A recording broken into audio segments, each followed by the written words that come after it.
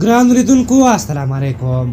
د امریکا ولسمشر ډونالډ ټرمپ نن یو ځل بیا په خپل وروستیو څرګندونو کې د افغانستان او افغانانو په تړاو سختې خواشینونکې خبرې کړې دي. له دې سره چې د نړۍ نور هیوادونه په بېلابېلو لوبو او نورو شیانو باندې مشهور دي، خو له بده مرغه د کلونو راهیسې وروستیو جګړو افغانستان په دې مشهور کړی دی چې ګواکې ټول افغانان یوازې په مړو ټپیانو او وینو باندې لوبه کوي.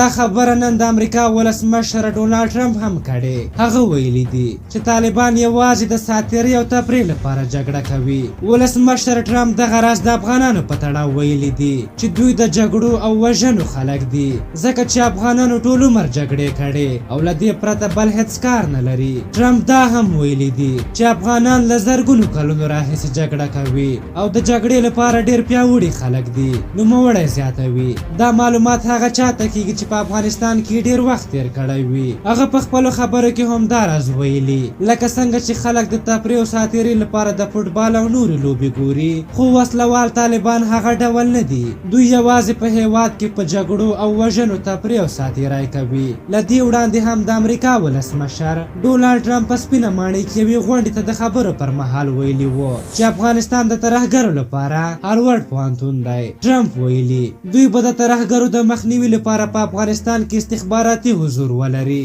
او په خبره دغه هیواد د ترهګرو هاروارډ دی، نو ځکه یې هلته استخباراتي حضور حتمي کړی دی. په جولای میاشت کې هم ډونالډ ټرمپ په واشنګټن کې د پاکستان له لومړي وزیر عمران خان سره په لیدنه کې خبریالانو ته ویلي وو که دوی وغواړي نو د افغانستان جګړه په یوه اونۍ کې ختمولی شي او د دې کار لپاره دوی په 10 ورځو کې افغانستان د نړۍ له نقشې هم ورکولی شي، خو نه غواړي چې داسې کار وکړي. په هر حال سړی خفه شي چې د خپل هیواد او خپلو خلکو په اړه داسې څه واوري. په هر حال تاسو د ټرمپ د خبرو په هکله څه نظر لرئ؟ خپل نظرونه هم راته په کومنټ کې ولیکئ.